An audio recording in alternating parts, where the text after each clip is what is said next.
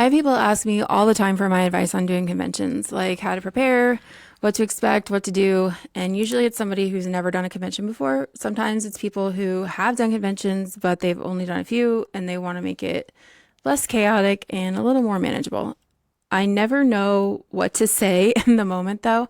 And because I think of 1,000 ideas of things that I could tell them to make it better, but it's not really a quick answer. So I decided that I was going to actually think about it and come up with my answers and just make it a podcast episode. So I've officially come up with my answers, which honestly took me way longer than I expected. But today's episode is all of my advice, tips, and tricks about working at a tattoo convention. So, where to even start, first of all? Which conventions do you do? There's so many. At this point, I feel like at any given weekend, there is a convention somewhere like within a couple hours of you. It's honestly fucking crazy. But where do you do local? Do you travel? Like, what do you do? So, my advice for your first convention is to just do something local because you're just trying to get the experience. You're trying to get more clients. It's going to be most beneficial for you to stay close to home, especially with costs. Like, you're not paying for a flight, you're just driving there. If it's close enough, you can just drive home and you don't have to pay for hotels. People might not get tattooed there at that convention, but they might remember you and they might come to your shop when they're ready. They might be looking for you next year when you come back. And you can also try to convince your existing clients and existing appointments to just come get tattooed there instead of at your shop. Especially if they're your regulars, it makes everything so much less stressful if you are working on someone that you already know. It's like one less little bit of pressure that you can take off. For travel, it just doesn't make sense to me to travel for your first convention unless you moved away and you're going back home and there's a convention in your hometown. That makes sense to me. For example, I grew up in Florida. I started tattooing in Florida. So when if I was doing my first convention, decided to make that in, Orlando or something, that would make sense because I already have people there. I already know I can make appointments there. But otherwise, I wouldn't be like, oh, I want to go to Colorado. I'm going to go book a convention. You would be much better off just doing like a guest spot there or something. It's expensive. So you have to pay for your flight, your hotel. You may have to get a rental car. It's not worth it. It's going to be really hard for you to book out. It might be fun, but you might be stuck there doing nothing for days. So up to you. But my opinion is just stick local until you get the swing of things. So first you're going to apply for the convention, which there's different kinds of conventions. There's some where you're invite only and you have to be invited to be able to go. And then there's some that are they just base it off of your work and whether or not you meet their standards. So you apply and then they have to approve you. And there's others that they just don't give a fuck. And if you're willing to pay for a booth, you get a booth and you can work. But regardless, they're all going to be looking at your experience. A lot of places won't let you have a booth unless you've been tattooing for 2 years. They're, like I said, looking at your ability and your skill. I feel like all conventions should do this, but they don't. But looking at, does your work meet the standard that they hold for their convention? And you also have to consider licensing. Different states have different licensing requirements. Bloodborne pathogens is pretty standard. You probably should just have that anyway, just being a tattoo artist, even if they don't require it in your state. They don't require anything where I live, and I make all of my artists do bloodborne pathogen training every year and stay up to date on that. You really should just have that, but they're going to ask for those things in, certain places. So once you get approved, then you're going to want to decide, are you booking appointments ahead? Are you going to be taking walk-ups? And why would you want to do one over the other? So booking ahead, if you're worried about making your money back, if you want to enter like a tattoo of the day contest, if you want to just make sure that you're busy the whole weekend, those are all good reasons to book yourself up ahead of time. Also, people pay more attention to the artists that are already working. So when people are just randomly walking through, if you're doing a tattoo, they're going to come over and look. They want to see what you're doing. If you're just sitting there looking grumpy, not talking to people, looking pathetic, people kind of scoot past real quick because they're like, ooh, this person's going to try and grab me and get me to get a tattoo. And they kind of, I don't know, they kind of avoid the people who aren't working, I noticed. So it's really kind of beneficial to you to be working. Why would you want to take walk-ups? If you care more about the exposure than making your money back, it's a good reason to do walk-ups. It's more time for you to meet people and make those connections and talk to them and find new clients. And you get to sell your flash. It's kind of low pressure if you are just doing like your pre-drawn stuff. If you're doing a walk-up that you have to draw, that's a little different. Unless you're really good at that, drawing on the spot can be kind of stressful. I personally don't mind it as long as the idea is good. I think it's kind of fun sometimes. However, I don't do walk-ups at conventions. I try not to. I just try to do one big piece and call it a day. But if if you want that like low pressure and you want to be social and you want to meet people and talk to people, selling your flash, taking walk-ups all weekend is a really great way to go. My advice is to have someone to tattoo first, regardless, whether you're taking walk-ups or not. Have someone with you, like maybe it's the apprentice, maybe it's just your friend, whoever. The first couple of hours of a convention, if you're tattooing, like I said, it makes people walk up and see what you're doing, especially so if you have somebody who has like a big thigh piece that you started the line work on and you have to color it in, set them up, work on coloring it in and angle yourself in a way that like people can see what you're working on as they're walking past, and make sure it's something cool and impressive, and they'll come over and look and be like, oh wow, and then you make sure you have your sign that says I have appointments available this weekend. So if you don't have that sign out there, they're not going to know. They're going to assume that you're booked all weekend. So if you have a sign out there that says like that you're taking appointments, they walk up, they're looking. Talk to them. Make sure you're telling them, I have time. What do you want to get? Are you looking to get tattooed this weekend? Say something to them. Talk to them. You can position yourself close to the front table so that you can talk to people. Next, you want to make sure that your portfolio is sitting out where people can see it. So there's different ways people do this. I used to use a book. A lot of people still use a book. I have switched over to just having 8x10 sitting out on the table. So I'll take like 6 or so of my best tattoos and put them out on the table. I usually have to split a table with James, but and he has a lot of shit, so I only get like half a table. If you have the whole table, fuck it, take it all up. But put a bunch of your best work out there for people to see when they walk past. The reason I like this is I noticed that people don't really flip through the books like they used to. I don't know if it's like an attention span thing or what, but people used to come up and flip through the books. They don't do it anymore. They'll like glance over and then keep walking. So if the 2 pictures that are showing in your portfolio aren't something that interests them, they're going to keep going. But if you have a chance, like 6 different pictures sitting out there, maybe one of those other pictures would grab their attention, whereas, the 2 that you think are the best are not. So it's just like an extra chance to just like attract a client. And then, I also will keep my book out there. So if they see those 6 pictures and they like them, then they can flip through my book, which I've seen them do. Another way I've seen people do it is where they have like a digital, like a digital picture frame where it flips through different tattoos. This seems like a lot of work to like constantly update. Maybe it's not more work than getting stuff printed, but I don't know. That doesn't interest me. So you can do that if you want to, but then you have to also plug it in or make sure it's like got a, charged battery or however that fucking works. I don't know.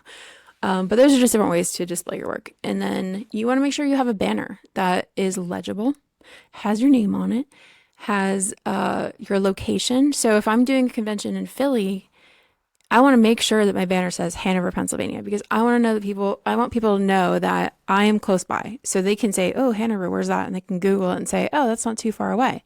I'm going to take this person's card and go follow them or whatever, because that's somewhat local and I like their work. So make sure you have your location.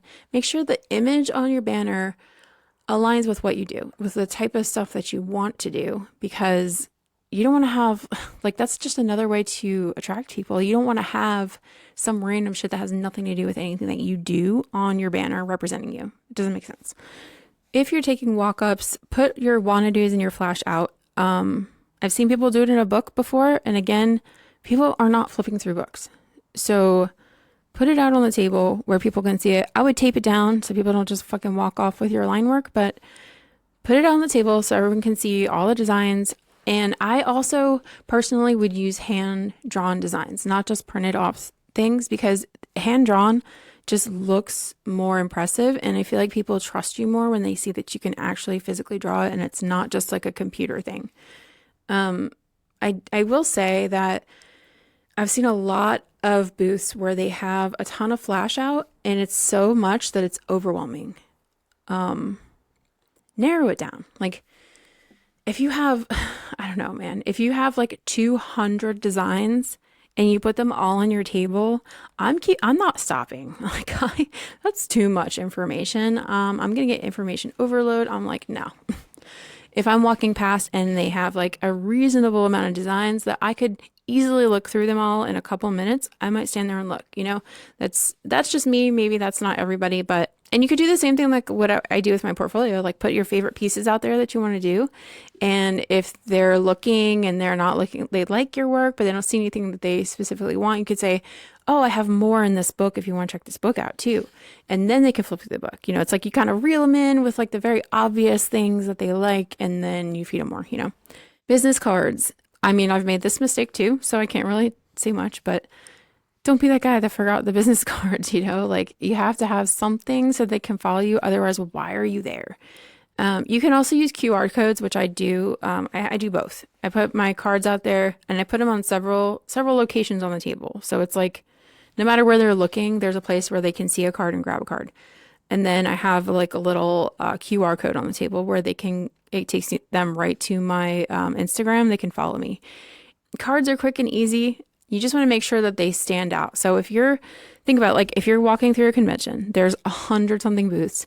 You take a card from every single booth. When you get home and you go through those cards, the boring ones are going to skip over. The ones that look really cool or have something interesting on it, or they say something funny, or they say something memorable on it, that's the one you're going to be like, oh, who is this again? And then you're going to go look them up. So make your card stand out from other cards. Like, what's going to be different about it? What's different about you?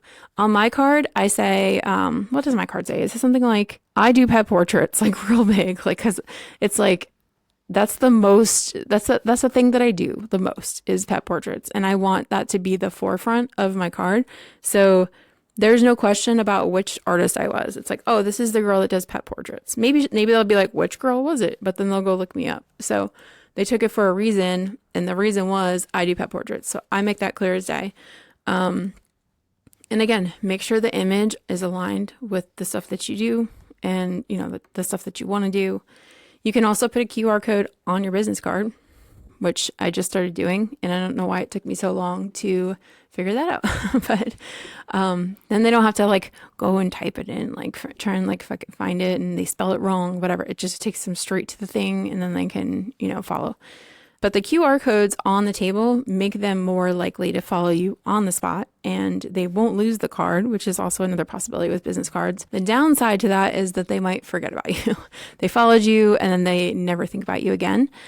But my tip on that one is after the convention, I go through everyone that followed me during that convention. I go through and I message them and say, hey, thanks for following me.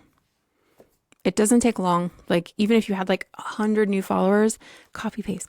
Like, it doesn't take that long. And then you're back on their radar. Freebies on the table. So I like to give people free shit because people like to get free shit. So sometimes I'll have free stickers. And if you're going to do free stickers, make them cool. Don't put like boring shit out there. Make a cool sticker. Don't forget to put your name on it. Put your name, your Instagram, whatever. Make sure it's on the sticker. I've definitely fucked that up too. It's like, cool sticker. Who made it? I don't remember, and make sure it has how to find you, your Instagram handle, whatever. Candy. I always have a candy bowl. Sure, there's people that come up and just take candy, don't look at anything, and they run away. Fine, whatever. But sometimes it brings people over and then they see the work and they start talking, and it's just like a way to open up that communication. Temporary tattoos. Kind of fun. Kids love it. If you appeal to the kids, you appeal to the parents. If you don't like kids, I don't recommend you do this, but it's a good way to get people to come over to your table. If you're going to sell merch, there is definitely a trick to this. I sell a lot of merch. If you ever see me out at a convention, I have a ton of merch. I don't bring it all with me for a reason. I have in the past brought everything I make. all it does is overwhelm people. Like I was saying with the flash, it's too much and people don't want to look at it and they don't want to take the time. They want to see, they want something to catch their eye and then they go over. If they like it, they'll buy it. If they see something else they like, they'll buy that too. So I definitely say quality over quantity when it comes to merch. And just make it an easy choice for them. So, that's why I don't like to go to diners because there's too many things to choose from and I get like this choice like overwhelm almost where I can't make a decision. If you have too many fucking things, like it's going to be harder for them to decide, but if you only have like 10 different, 10 stickers to choose from, they're going to pick a couple of their favorites, or if you have like a few different prints, they're going to pick one. But if you have like 50 and they're trying to sort through all of this, they're going to be like, they don't even remember half the shit they looked at. So just make it easy for them and just bring your best work and just display that. The best ways that I have found to display my merch is, so for my stickers, I have a spinny rack now. I kind of rigged it so that it breaks down really small. And I've tried other ways too. I used to bring these poles, they're like retractable poles, and I used to hang like a ribbon across the front of the booth and put all the stickers on that, and that works too. Like anything where you can get them, like get your merch like in their face, like at their eye level, it works really well. It's hard to do if you are also trying to talk to people. That was the reason I stopped doing the string across, because it was like literally like right at our eye level and it was annoying as fuck to try and talk to people around it. The spinny racks work really well when people realize they spin because they're flat. So they don't always know there's another side to them. So I have to literally put a sign on that says spin me or people will just look at one side and leave. I put those out there. People also just like to touch things. So I do try to put things out that people will want to touch. So I put a fuzzy blanket on my table. Everyone wants to come touch the fuzzy blanket. Don't steal my idea. Actually, just kidding. Take that away. Don't use a fuzzy blanket. People hate it. But you want to make it easy to get to the things as well. So like the spin rack, you don't want it to be like so far back on the table that they have to reach across the table. I mean, it's not a big table, but people feel like they're like encroaching in your booth if they have to reach all the way over to spin the rack. I notice if I keep it out close to the edge of the table, they're more likely to actually look through it and touch things. The same goes for putting stuff on the back of your booth, like where your banner is.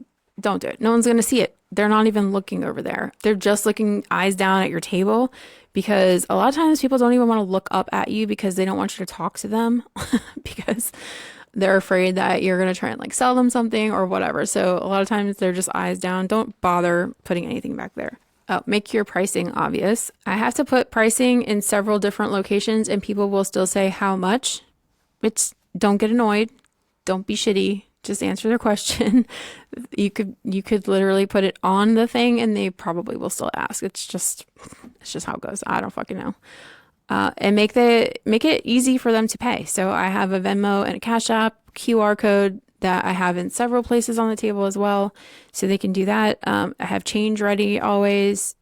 And if you're selling merch and you're going to be tattooing, make sure there's someone there to help you, because it's annoying as fuck when you're trying to tattoo and you have to keep stopping to sell stuff. I know it's like it's so hard out here with my merch being so popular. But if you are trying to sell a lot of stuff and also be tattooing, you have to have somebody there to help you. It's just madness if you don't. So I always bring help. If I'm bringing my merch, if I'm bringing a lot of stuff, if I'm bringing just a couple of things, like I'll try to deal with it myself. The spinny rack is easy with the stickers because I'll say you can scan the QR code, like even if you're tattooing, like, hey, they were this much, like just scan the QR code if you want to pay by Venmo or Cash App. If you need change, just gonna have to give me a minute. I can take a break, whatever. So, but it's always good to bring someone with you if you're going to be tattooing the whole time, because they can talk you up and they can talk for you and they can attract people, have people come over to the booth, look at your stuff. If you have a lot of merch to sell, you can bring little like shopping bags to give people. And I have these like, little gift bags that I put stuff in, and I always put my card. I put like my free sticker in there, maybe some candy, like whatever. I just make like a little, I don't know, like a little thing because I'm extra like that. But always make sure they have your card when they buy something. They bought something, here's a card too. make sure you follow us. And if you have more stuff for sale, like for example, I have my Etsy where I sell like a ton of other stuff. I let them know like, hey, I have way more stuff online. I didn't want to bring it all because it's so much, but if you want to check it out, the link is on my card. Like, go check out my Etsy. You might like some of that stuff too. So make sure I tell them that. Also, be aware of your overall like vibe of your booth. I like to kind of pick a theme or like a color scheme for the booth, which depending on who I'm working with, sometimes they don't like that as much, especially if it's the boys. But I try to like have my tablecloth match my banner, and like there's a whole like vibe to it. So it works. It attracts people. Like if people glance at your booth, they know exactly who you are, what you're about, what you like to do at first glance. Like that's gonna be so beneficial to you. And you want to just make it attractive at least and make it easy to read and approachable. If you're going to book appointments ahead of time, I recommend drawing everything ahead. I say this and knowing damn well that I don't do this. I try, this is something that I strive for, but it's not always how it goes. I will draw like half of it and the rest of it I'm like panic drawing at the hotel or the Airbnb or whatever. But if you can get everything drawn ahead, it saves you so much like stress of, you're at the convention super late, then you have to go back to your hotel or your Airbnb, and then you have to draw and then like get up early, finish the drawing, and you kind of set yourself up for a shitty day. I just happen to thrive in chaos, so it's fine. I deal with it, but you really shouldn't, especially your first convention, especially if you're booking appointments ahead. Just fucking draw ahead. Just save yourself the headache. So for packing can be chaotic and hard and stressful. So I created a packing list for myself. I actually have several packing lists. So it's like conventions, guest spots, if I'm doing a guest spot and convention, if I'm driving to the convention, if I'm flying to the convention, like flying and driving to guest spot. I have like different ones for different occasions just because I need different shit for different things. So, and I also at this point have trained my assistant and my manager to pack stuff for me so that I don't have to do it, because I like to delegate things that I don't like to do. But as long as I have a list to check things off of, it's going to be really hard for me to forget stuff. But I also edit them as I go. So if I need to make a change, or if my needs change at all, or if I came up with a better idea, I go back and fix my list so that it's always up to date and accurate. And then I keep my list in my travel case that I use for convention. So it's always there. I don't have to go looking for it. I know exactly what to pack. And in fact, I travel so much that I keep my travel box like stocked already with everything that I can. I almost have doubles of everything except for my inks. I don't do that. But everything else I pretty much have doubles of, so that I don't really need to do anything when I leave. I just have to check to make sure it's fully stocked and add the things that don't stay in the box, and that's about it. But that's me doing like a convention every month. So if you're not doing that kind of level of traveling, like, you probably don't want to do that. My tips for using a list though, don't cross that shit off until it's in the box. Like, I have been guilty in the past of being like, yeah, I'm going to put this in the box, cross it off, never fucking put it in the box, got distracted, whatever, and I get there and I don't have it.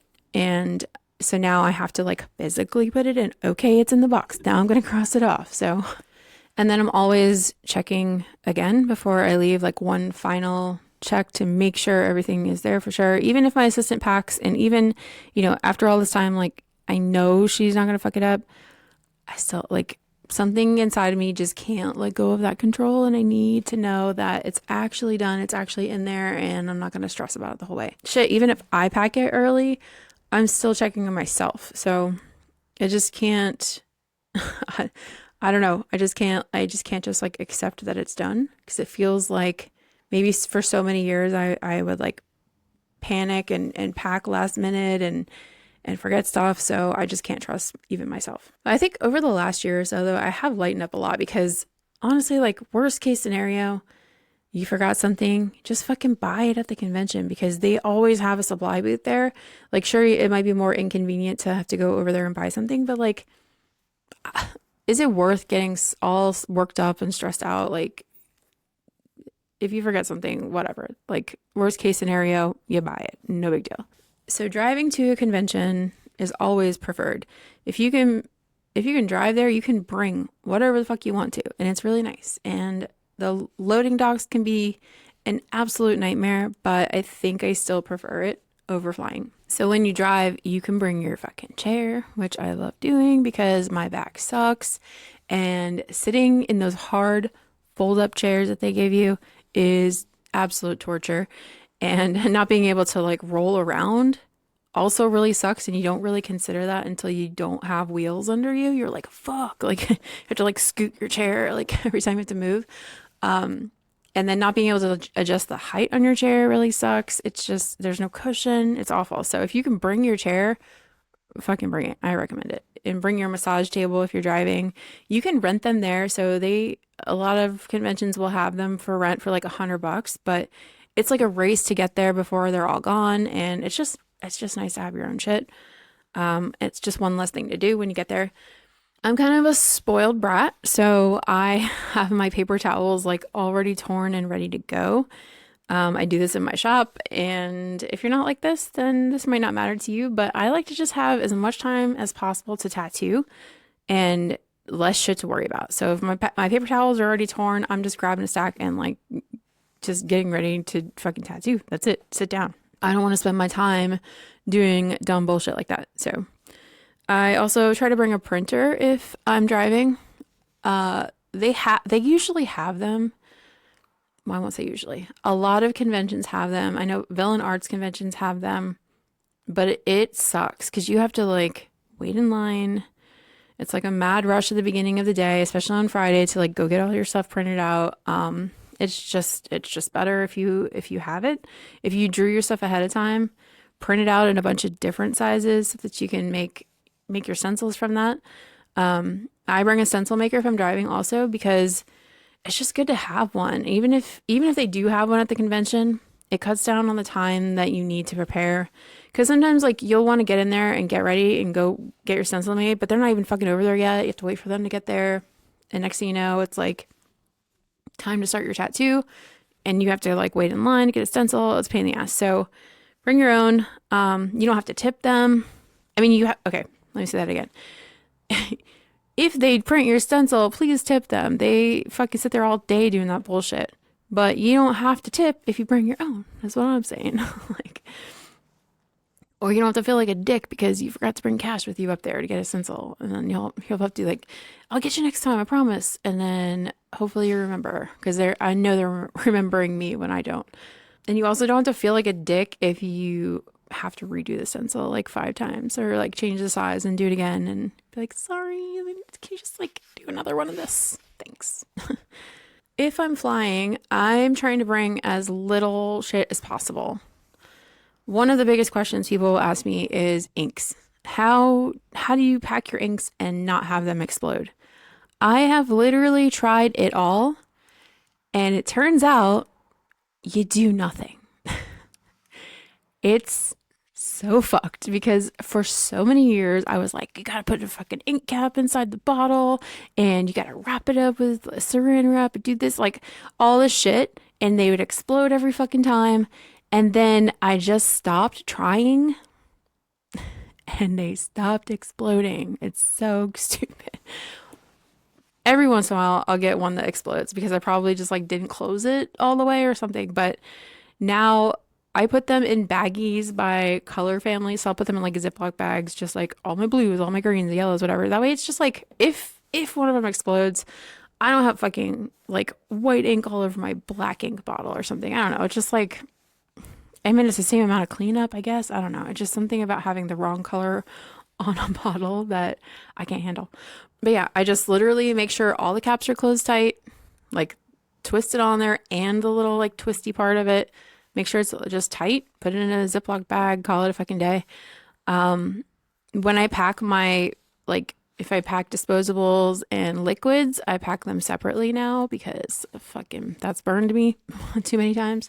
So if you don't have a travel case that has different sections in it, so I'll put like all the liquids and stuff in one section, all the paper stuff in another section. But if you don't have that, you can just put all your liquids in Ziploc bags. Worst case scenario, it leaks inside the bag and it doesn't fuck up everything else. And then bring extra Ziploc bags for the drive or for the trip home because you're probably going to throw them away, especially if something leaks or explodes. You're going to want those extra bags. Or you can just buy the liquid shit when you get there. Water, alcohol, Maticide, green soap. Water, they're usually not going to, they don't really supply, they used to supply distilled water. They don't really do that anymore. So at some point, you're going to have to make it to a store to buy some water. But alcohol, Maticide, green soap, I'm pretty sure they sell at the supply companies. So you can always just grab it there or borrow some. I don't know. A portable light, they make some that fold down like super small. That's going to be the easiest thing for travel, especially for flying. Power strips are another one. Like you can't have too many power strips. I always bring a couple because someone always fucking forgot one and I'm not sharing. So I'll like bring 2 or 3. You can bring some kind of organizer for your supplies if you want. I used to use an over the door like shoe organizer that worked really great. That was before I got my toolbox. My toolbox has like awesome organization on the top of it, but I just use an over the door shoe organizer and I would put like all my different disposables, my needles and stuff in there. It was great. Hard to like hang. Like you can hang it on the little what's it called? Like the divider thing in between booths, but then it's only on one side. So if you're sharing with people, it's kind of a pain in the ass, but it works really well. Speakers or headphones. It gets loud as fucking conventions, especially like Villain Arts ones.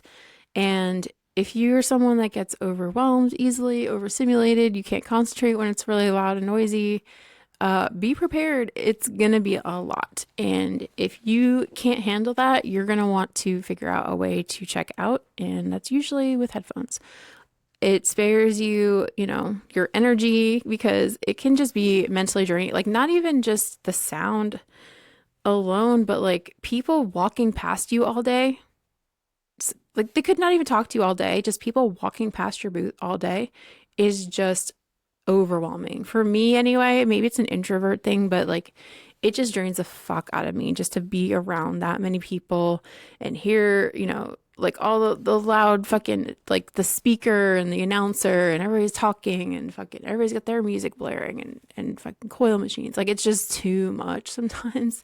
So yeah, if you can't handle that, and you need to be able to escape that, I would definitely recommend headphones. It also, bonus effect, filters out the people that are trying to talk to you that you don't want to talk to.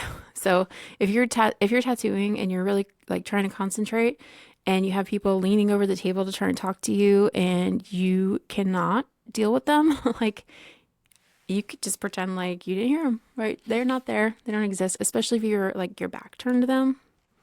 And then you're not the asshole. You just didn't, I don't know. I just didn't hear you, man. Sorry. That reminds me, like decide if you want to be accessible to people or not. So if you want to interact with people, if you're that type of person, I don't know. I don't know how you do it, but if you're that type of person that likes to just sit there and talk to people while you're tattooing, make sure you're sitting closer to the table. So if you bring like a dental tray or something, like set yourself up so that you're closer to the table side rather than the back of the booth so that you can actually have a conversation, especially if it's loud. You want to be close enough to where like you can hear each other, unless you have a loud voice. I don't, but sit closer, face out towards the aisle so that you can have conversations with people. And it's honestly really good to do if you're trying to gain new clients. If you have your back to people all day, it's going to be really hard for you to connect with people. But if you're trying to focus, like say you're there to do like a really big, like complicated piece and you just need to focus and you cannot deal with distractions and you just don't want to deal with people, turn your back, like sit further away from the table, make sure your back is facing the aisle, put your headphones on, do your thing, like whatever, no one's going to bother you. But again, bring a helper if you can. So if you're going to be tattooing all weekend, you want to have somebody there to talk to people. You could trade them for a tattoo on Friday. You need somebody to tattoo anyway. Like tell them like, hey, let me tattoo you on Friday.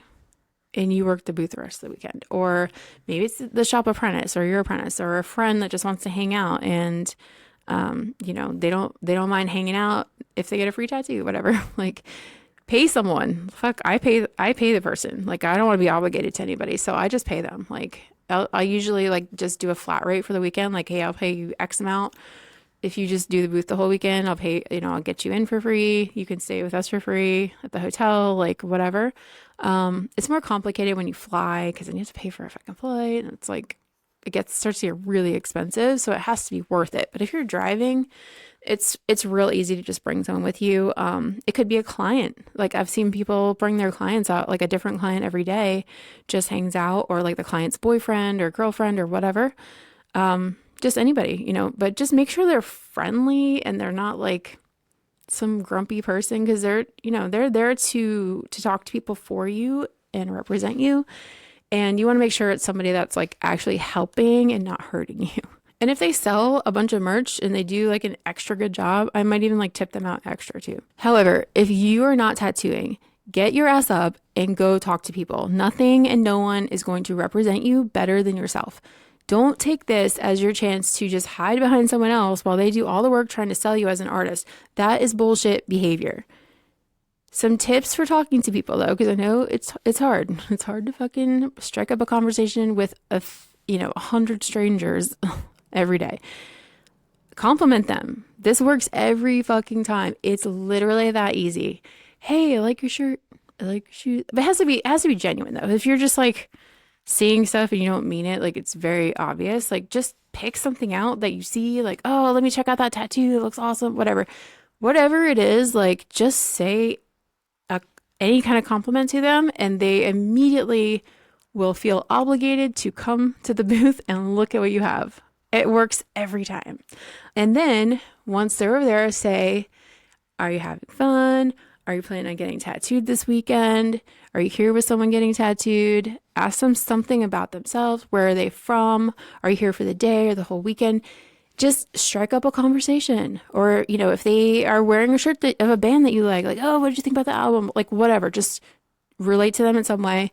Ask them questions about themselves. Don't talk about you. Don't talk about the artist. Like, just talk about them.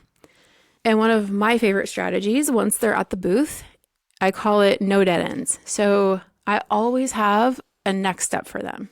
So they want to get tattooed, but I'm booked all weekend. Oh, get on my email list and you'll get notified when I have openings or when I'm traveling. My next booking day is this. I'm going to be back here on this date. Do you want to get on my cancellation date for this? Do you want me to put you on my list to get a hold of the next time I'm in town? These are like, there's always something that I can have them do, or like ask them, try and get them like locked in for a future appointment, or at least like showing interest for a future appointment. So some things to expect with conventions. If you're going solo, I recommend staying in the suggested hotels. It can be really cool to see the other artists. You'll catch them in the lobby, in the elevators, the gym, at the pool, the hot tub, whatever. It's a chance to meet people and have real conversations with these artists that you're probably not really going to get much of a chance to talk to during the convention. And by the way, the best people are always at the gym in the morning. So if you're a gym person, I suggest getting there around 8, 9 o'clock. You're gonna see like the cool guys in the gym, in my opinion. If you're going with a group, an Airbnb is probably the way to go. As far as price, like you can't beat the price of an Airbnb over like all of you staying in different hotel rooms. Ease of parking. Sometimes parking at hotels can be really expensive. So Airbnbs, a lot of times they have their own parking. Philly, however, sucks. Fucking sucks. Any way you look at it. Nope. I got my car towed one year in Philly because I thought I found a parking spot right outside the Airbnb. It's crazy. Like what a lucky coincidence. And I got up in the morning, my car was towed because I parked in a handicapped parking spot. I didn't see the sign. But yeah, so most of the time though, parking for an Airbnb is going to be way better and cheaper than, parking in a hotel. Food. So I always meal prep and pack food. So it's really nice to have a kitchen that you can cook actual meals in, and we can cook breakfast, we can cook dinners together. It's nice to have a living room to hang out in. So we all like hang out in the living room, talk and bullshit and draw together after the convention. I prefer to stay in an Airbnb. I don't think I ever do convention solo, so hotel is really never an option for me. Another thing to expect is that lately conventions have been really fucking slow. I've seen a huge downward trend in the amount of attendees, and it's almost like they know that there's not going to be walk-ups available a lot of times, and I've heard a lot of people say like, why even bother going? Like it's not like you're going to be able to get tattooed. Everybody gets appointments ahead of time. So I really think that's kind of killing part of the convention, but also there's just so many conventions. There's like I was saying earlier, there's like a convention every fucking weekend everywhere. It's absolute insanity. It also takes the novelty away from it. So if there's a convention every weekend at any time, like why is it like why would we go to this specific convention? Like what's so special about this one? We can just catch the next one. There's no, I don't know, there's like no build up, there's no anticipation for it because you can always just find another convention. So I think that isn't helping anything. But also, new conventions I'm noticing are real fucking bad at marketing them. Fuck it. I'm gonna call them out. I don't give a fuck. So I just did a convention in Tampa earlier this year. I won't say the name of it, but I'm fuck. What a fucking joke that convention was. What a fucking joke. I luckily had my own clients because like I said, I'm from Florida. So I luckily like booked ahead. But they spent more time and effort booking the entertainment and the unnecessary bullshit than they did on marketing that event. I never saw more than like a handful of people walking through the aisles at any given time. And most of them were either like tattoo artists or they were clients already getting tattooed. I had so many people, no, so many of my friends were there, like planning to take walk ups, left early because there was no one. It was a fucking ghost town. And I was also signed up to do another convention in Florida that was giving me like the same exact vibes. And 2 months out, they still hadn't even shared that I was going to be there. And I was like, fuck this. Like I see where this is going because I wasn't booking anything. That was the other thing is like no one was reaching out to book. Usually pretty good at booking, but I guess maybe because I just did a convention in Tampa, that one, I didn't have, the client pool that I normally would have. I don't know, but it was just giving me the same vibes. And I was like, fuck this. 2 months out, I said, I'm done. No, not doing this. I'm not fucking wasting my money and my time going down there to sit there all weekend and do nothing. So I bailed. And I was 1000% correct because everyone I know that went there said that it was bullshit and it was just fucking dead, like completely dead. There was no one there. So I'm saying if you're getting that vibe that it's not professional and it's not being promoted well and that you're gonna be counting on walk-ups, fucking bail out, don't do it. Unfortunately, they wouldn't refund my money. Um, so fuck you guys.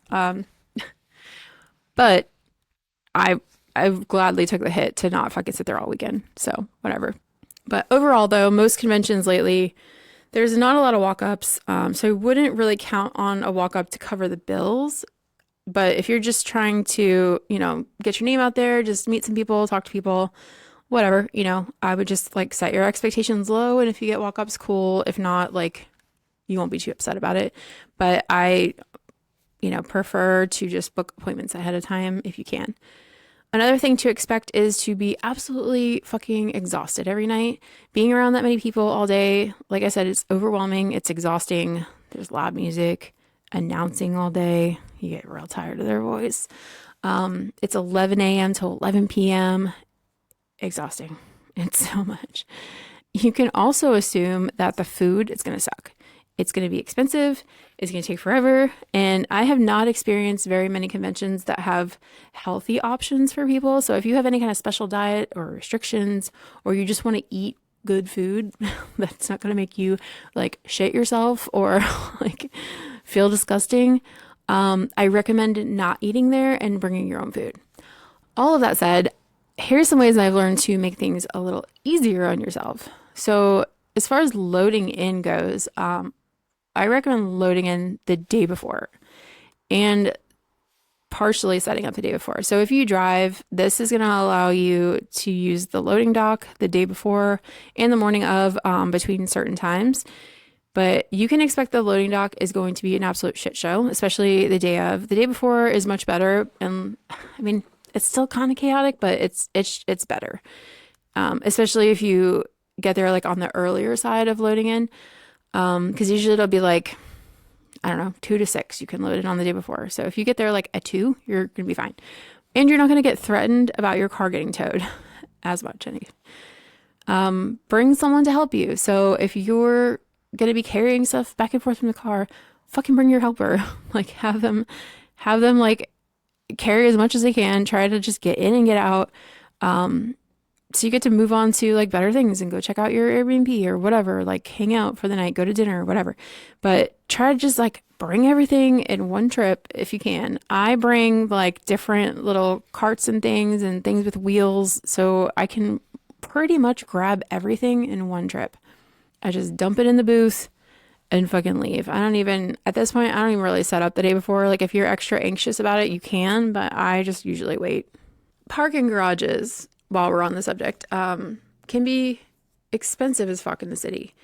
I want to say it's like $60 a day in Philly or something crazy like that. And then if you're staying in the host hotel, you can just walk over. You don't have to drive every day, but you can expect that the hotel is also going to charge you for parking. It's like absurd. Like any kind of big city is going to be crazy for parking. If it's cheaper and it makes more sense, consider an Uber with your group from, Friday and Saturday to the convention from your Airbnb. That's what we usually do. Because it's like, if it's $60 to park and it's a $15 Uber ride, like kind of fucking take the Uber. And then on Sunday, then you have to obviously bring your car so you can load all of your shit out. But you're only paying the absurd parking for one day in that case. And like I was saying, I set up on Friday morning usually, but if you wait till Friday morning to set up, then you can do it when the other artists are there too. So you're not like setting yourself up like up each other's asses, and you can make sure everybody has room and everything's set up like where it's going to be functional. Because if you get completely set up and then everyone else comes in the next day and they're like, fuck, this doesn't work, you're just going to take it down and do it again. So like, don't waste your time. Just wait till everyone's there, do it together. And invest in something to move your stuff. Like I was saying, like I have different things with wheels and carts and stuff like that to move my stuff around. If you're driving, get a wagon. Get one of those like fold up like cloth wagons. You'll thank me forever. This is like, seems like a no-brainer, but I struggle bust for a long time trying to move my stuff. But now I have a wagon. I have like a little fold up dolly that I got at like Home Depot. It's awesome. I can fit so much shit on that. Plus my toolbox has wheels, so I throw stuff on top of that. It just makes your life so much easier. They actually make tattoo beds that turn into a cart with wheels for conventions. I feel like Tatsoul makes them, but I've never had one, so I don't know how well they work, but I just see people with them and I'm like, oh, that's a great idea, but that's expensive. So I've never bought one. But if you're flying, a good hard suitcase with wheels, with good wheels, I'll say, because I've definitely been in the situation where I have like a nice suitcase, but the wheels keep fucking up and they won't spin. And I'm basically just carrying or like dragging my suitcase with all my heavy shit in it through the convention, up the stairs, across the fucking lobby. It's a pain in the ass. Make sure you have good wheels. Or you can get like a sturdy toolbox with wheels and a handle. Just be careful. I have, who makes mine? I can't remember. The one I have, I love it. I do, but it has little like little latches on the side that broke at some point. So the bottom section and the top 2 boxes don't latch together properly. And almost every time I get back to Baltimore, it doesn't really happen at other airports. It's just Baltimore. Funny. Baltimore people do not give a fuck at the airport, but it comes out and it's in pieces and like my shit's everywhere. So just make sure that if you get one of those like those rolling toolboxes, that it latches really well and it's not like something that's going to easily break, because I did not think of that when I bought mine. But don't expect airports to give a fuck at all. I'm sure there's other airports that don't give a fuck. That's just the one I fly out of most. So I know that well, that I can just expect my shit to be broken when it comes out. Another way to make things easier on setup, if you're in a state that has inspections from the health department, expect that they're coming around Friday, which, no surprise they tell you this, but you're going to need to be in the booth when they get there. Just keep your ID and your license easily accessible. Put it somewhere where you know you're not going to forget it, where you know it's going to be at the booth. There's no way that it's going to be forgotten. You can put it with your tattoo stuff if that's, the way you're going to remember it. And be ready for their questions. They typically want to see your license, your ID, your disinfectant, like Maticide and alcohol for cleaning the skin. They want to check your inks for the expiration dates. They're going to check your needles to confirm like sterilization, expiration dates on that. They're going to look at your machines, I guess, to make sure that you're not using some kind of janky like homemade one. I have no idea, but they want to see waivers. They want to see aftercare instructions, the bandages. Just have it all ready to go. Just be ready. Like, they're coming. If you can just have it, you get approved. They move on. You can get right to work because you can't start tattooing until they inspect your booth. So just get it over with. Like I said before, the food, expect it to suck. And if I were you, I would just plan to bring your own food. They make these awesome lunch boxes that it'll keep your food cold until you're ready to eat. And then you can just plug it in.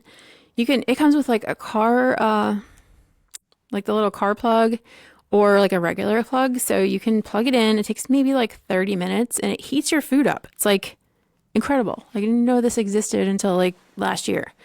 So you can have like a real meal and it's hot and you don't have to like go searching for a microwave or anything. You can plug it in while you're tattooing and then when it's done, take a break, eat your food real quick and get back to it. At the very least, bring snacks, protein bars, chips, whatever. Bring drinks. Usually, I think most of the conventions I've been to have like one of those water bottle refill stations. So bring like a water bottle or bring water bottles if you want. Energy drinks if you like them because they're usually impossible to find, which I don't fucking get. And I feel like there's a market for that. So if any energy drinks that aren't Monster, because gross. Any energy drinks out there, Alani, want to set up a booth and sell fucking energy drinks, you'd probably make bank. Plan where to eat dinner early because most of these artists are all going to be trying to eat afterwards and it's going to be hard to find a place to eat. So you want to make reservations. I say this knowing damn well that we never remember to do this part. But just, do as I say, not as I do. But call and make reservations. As soon as you figure out where you want to eat, especially if you're in a big city, just fucking set it up. Expect that you're going to be there until closing, which is like 11 usually on Friday and Saturday. Even if you think you're going to be done early, even if you aren't doing the contest, just in my experience, you're going to get hung up talking to people. You're going to be walking around. Next thing you know, it's 11 o'clock and you're like, fuck, I meant to get out of here early and go eat. And now everything's closed. So I would also not recommend flying out on Sunday after the convention. Always plan for flying out Monday at least. I've done this a bunch of times and regretted it every single time. It's always so fucking stressful and honestly just not even worth it. Whatever time I think I'm saving, like I would rather just like get a good night's sleep and fucking leave in the morning. And besides that, Sundays are for celebration dinners with your friends and for surviving the weekend. But remember to book that reservation ahead. Like I said, Sundays are brutal trying to find a place to eat late at night because like everything is fucking closed. So you have to really plan that one out because you got to think about we're loading all of our stuff out. We have to get it back to the hotel or back to the Airbnb and then go eat. So if the convention closes at 8, you can expect it's going to be like 10, 11 by the time you actually get food. And there's not a lot of places open at 10 or 11 o'clock on a Sunday. And lastly, just some insights for you and perspective from me to you. The biggest thing that I've started to do after conventions is to look back at how it went, what didn't go well, how can I make it better, what did I forget, what do I need to add to my packing list, what do I not want to do next time, and I just adjust for the next convention. Every convention for me is a chance to just do better to do a better tattoo, to meet more people, to get new inspiration, to find a new opportunity. Even when it's a bad convention, in quotations, bad, it still serves a purpose, which brings me to my final insight. Even if you don't get booked up the whole convention and you don't get walk ups, take this opportunity to talk to people, plant the seed, and maybe next year they'll come back looking for you. If you only get a handful of new followers from the convention, that's a few more local people that know who you are now. And that's more chances that next year you'll do even better. And what you don't want to do is waste an entire weekend sitting there, being antisocial, looking unapproachable, never talking to anyone, wasting an opportunity to meet someone, a potential new client, another artist that you look up to, another artist that you might have something in common with, or they work in the same state as you or whatever. Like, get whatever you can out of this experience and just make the most of it. And most of all, have fun, because conventions can be so much fun. They are stressful, yes, but I think there's just a lot more fun to be had than, just stress.